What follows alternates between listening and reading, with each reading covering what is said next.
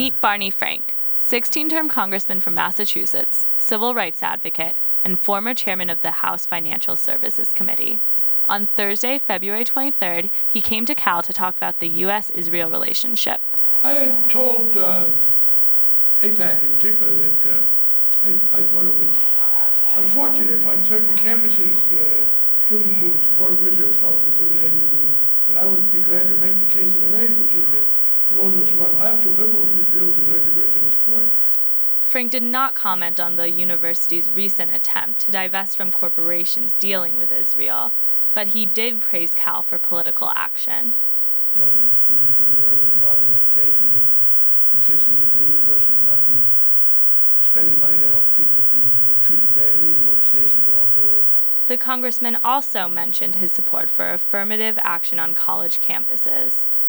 When I was the chairman, the senior Democrat in the subcommittee when the Republicans took over in '95 and said they would abolish affirmative action altogether.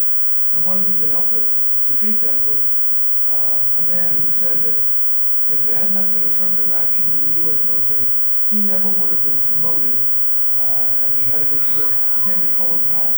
Addressing another political issue affecting the UC, Frank said he did not believe the Occupy movement was doing enough to make real changes for students.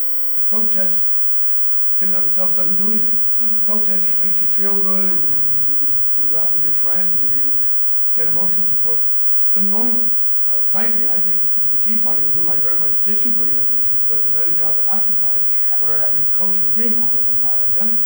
Frank also praised a federal court's recent condemnation of Prop 8, legislation that sought to ban same-sex marriage in California. People ought to be able to get married, and it was a very careful opinion.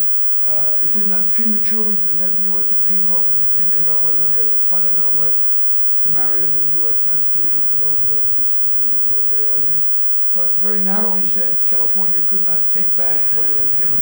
And I thought that was very, very important and will be very helpful. Earlier this year, Frank announced that he is planning on marrying his partner of 5 years. Following the 2012 elections, Frank plans to retire after serving 30 years in the House.